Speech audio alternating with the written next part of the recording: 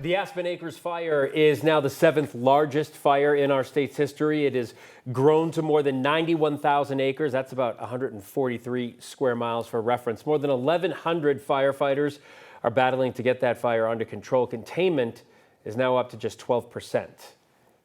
And breaking news in just the last few minutes, we've learned officials are starting to lift evacuations for some of the people in Pueblo County. Thanks for joining us at 4. I'm Phil Lipoff. I'm Kim Christensen. This comes as we're learning hundreds of homes have burned across Pueblo and Custer counties.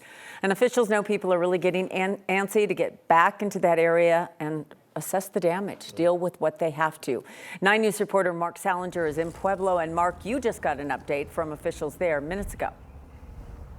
Yeah, we just walked out of the Emergency Management Center here in Pueblo County at the Sheriff's Office just a couple of minutes ago. The highlights here are that some evacuations, like you said, Phil, just a couple of minutes ago, are being lifted. That's on the Pueblo County side. However, things on the northwest side of the fire in Custer and Fremont counties, totally different story. The fire is still expanding very quickly, moving fast. There were additional evacuations late yesterday evening in that area. I want to show you what the fire looked like this morning. Pueblo County Sheriff David Lucero says some residents in his county will be allowed to return home today, the first re-entry of the fire, but the losses are becoming a little bit more clear. Sheriff Lucero says the Pueblo County has confirmed 185 homes and 4 commercial buildings were destroyed. In Custer County, Sheriff Rich Smith told us just minutes ago that 78 homes are gone there. Incident Commander Jake Livingston says the fire is still active with potential for large growth today on its north and west sides. What's happening right now is that you have thunderstorms moving through like we saw last night. That's creating more wind, fueling the fire in these hot and dry conditions. Take a listen as to how they're describing the losses right now. Our disaster assessment team continues to assess properties affected by the fire. To date, we have learned that 185 homes and 4 commercial businesses have been lost. We are in the process of contacting those property owners as to the status of their property.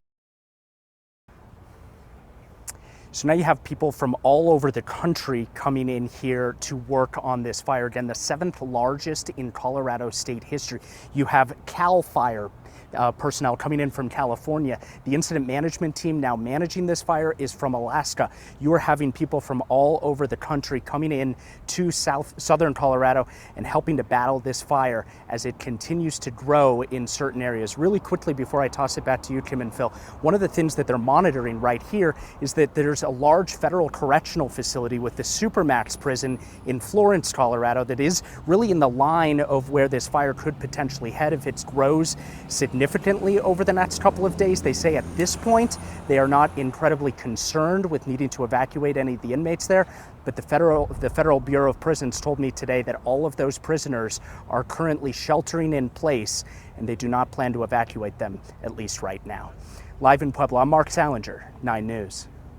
That's one of those things you don't think about that often, Mark, and yet we know why Supermax is well known across the country, and the people that live there and work there, and then how would you get all those people evacuated? That's something they've probably a plan they've had in place, but hope they never have to execute.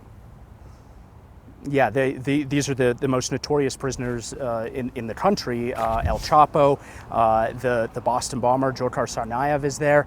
At this point, we're told that they are not evacuating them. They are sheltering in place in that prison. And we are told that hopefully they won't need to evacuate them. We were there earlier today, and there was a bulldozer looking to create some sort of fire line around the prison, the federal correctional facility there, as they try and get it safe.